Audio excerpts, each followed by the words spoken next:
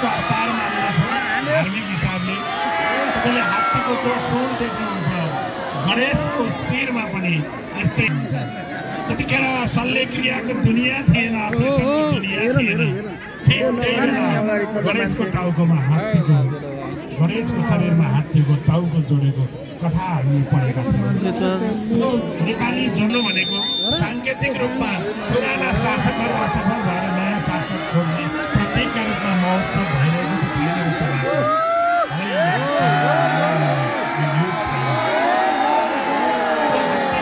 संस्कृतिका अरू कुरा पनि मलाई यतिखेर भागवत महापुराणको सम्झना हुन्छ। हाम्रा सांस्कृतिक मिथकहरू जोडिएका छन्।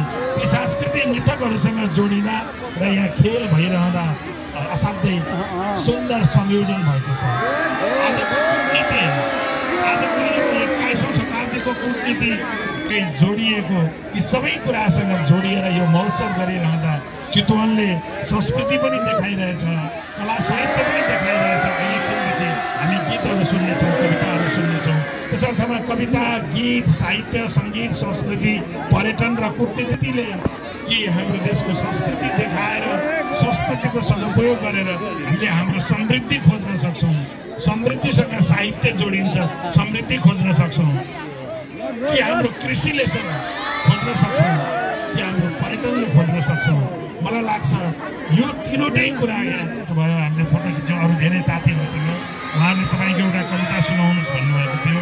जाँदा जाँदै हात्तीसँग सम्बन्धित छैन तर देशको समृद्धिसँग सम्बन्धित एउटा कविता गद्यमा छ, त्यो सुनाएर बिदा माग्छु। एउटै देश छोडेका डाक्टरहरूको सेतो कोट छ, इन्जिनियरहरूको स्कुल पेन्सनमा कथा छ, कलाकारहरूको कला छ, लेखकहरूको कलम छ। देशको आत्मसम्मान स्वाभिमान छ। म आफैले कब्जा गरेको मेरो पार्टी, मेरो कार्यकर्ता।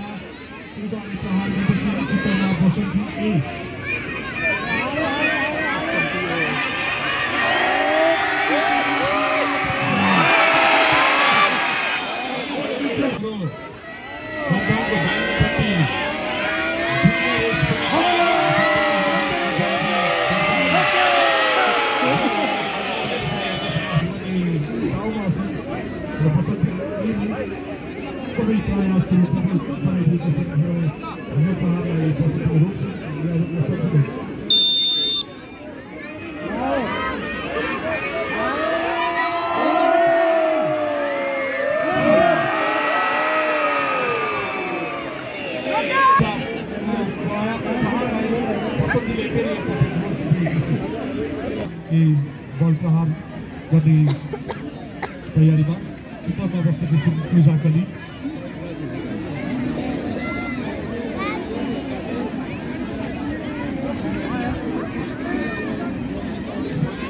मैले मेरा भान्जा मुक्ति पाण्डेजीलाई देखिरहेको छु मञ्चमा। आइदिनु भएर म हार्दिक अनुरोध गर्दछु। बसन्तीजी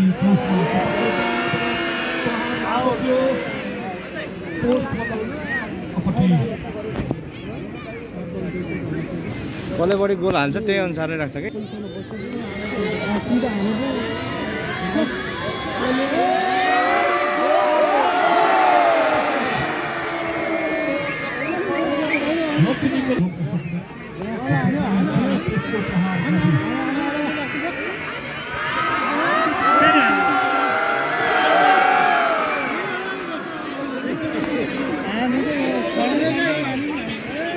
मान्छेको दाहिनेपट्टि पर्खिराख्नु भएको छ, तिमी कमिसन छुट्याउनु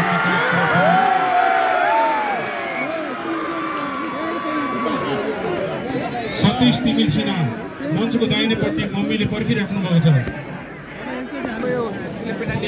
सफल उपस्थिति लगातार 3 गोल सफल भएकी छिन्। पहिलो प्रहार लक्ष्मी प्रयासको लागि